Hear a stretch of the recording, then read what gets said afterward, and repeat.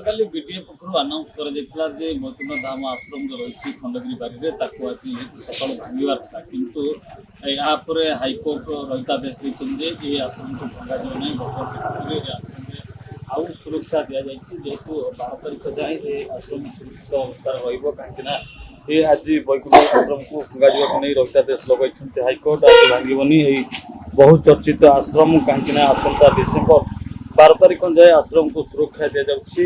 बहुत चर्चित बाबा काशीनाथ वैकुंठ धाम आश्रम उपर आज बुलडोजर चलवा नहीं विडीओ कर्तृपक्ष पक्ष सूचना देता, किंतु गतकाली राति जो खबर आसी पहुंची हाइकोर्ट यहाँ रहितादेश लगाई, तेणु ए आश्रम आज भंगा जा पारनी। आसंता 12 तारिख पर जना पड़ो जे वास्तव में ए आश्रम भंगा ना ना रही। समस्ते गतकाली गणमाध्यम बाजुला जे आश्रम को भंगा जा नहीं बुलडोजर आसो सका सका ये आश्रम भंगा किंतु बर्तमान सका 8टा गतकाली राति ये रहितादेश आसी आश्रम को भंगा नहीं। आसंता 12 तारिख जाए ये आश्रम को सुरक्षा दिया सो आश्रम भितर जिनपतर बाहर करने को विडि निर्देश देता। बेआईन भाव निर्माण होता भंगा बोली निष्पत्ति निया शेष मुहूर्त किंतु यहाँ पर रहितादेश जारी कर हाइकोर्ट। भुवनेश्वर खंडगिरी बारे रही काशीनाथ बाबा वैकुंठ धाम बद को आसवा बाबा आश्रम भितर गणमाध्यम पुलिस प्रशासन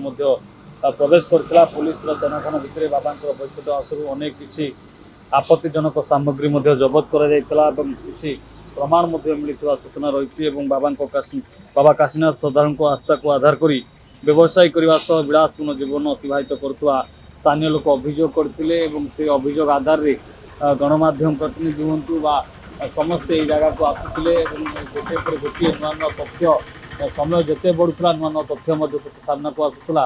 तेणु या जिते गतकाली अनाउंसिंग कराए ए आश्रम आज भांगापी जीव, किंतु गतकाली राति ही ये हाइकोर्ट निर्देश आसी ए आश्रम को सुरक्षित रखा डिसेम्बर 12 तारिख पर जना जे ए आश्रम भंगा कि ना।